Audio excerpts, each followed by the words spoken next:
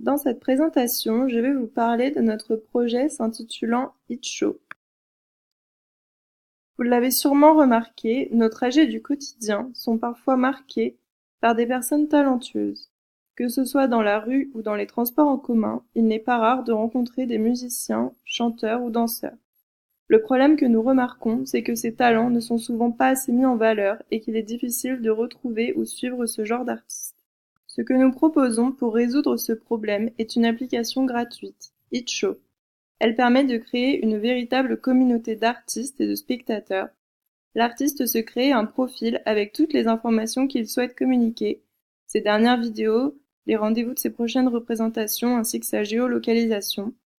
Et les spectateurs bénéficient donc de la géolocalisation des artistes et peuvent trier les différents talents en fonction de leur centre d'intérêt. Ils peuvent interagir en aimant, laissant des commentaires et partageant.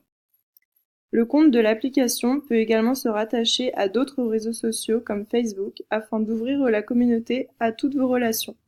Notre application présente des fonctionnalités inédites comme la géolocalisation des artistes ainsi que leur identification. Il est alors très simple de découvrir, retrouver et valoriser des artistes que vous avez rencontrés ou aperçus. Cette application permet également de lutter contre la monotonie des trajets du quotidien. C'est une véritable expérience enrichissante et une ouverture sur le monde qui nous entoure. Au niveau de l'organisation de l'entreprise, Clara Legault est responsable de la conception du projet et du développement informatique, ainsi que la responsable légale et informatique. Léa Martial est responsable du financement de l'application ainsi que de la gestion du budget, et Marlène Pateras est responsable du recrutement ainsi que des relations publiques et de la communication. Au niveau de l'analyse externe, la principale opportunité est l'absence de concurrence directe ainsi que tous les avantages socio-culturels que procure l'application. La principale menace est constituée par la concurrence indirecte représentée par les divers concours de talents, ainsi que par le niveau politique et les possibilités de problèmes juridiques si les artistes dans le métro par exemple ne sont pas accrédités. Au niveau de l'analyse interne, les principales forces résident dans l'aspect humain et l'efficacité de la communication. Les principales faiblesses sont constituées par l'aspect financier et organisationnel.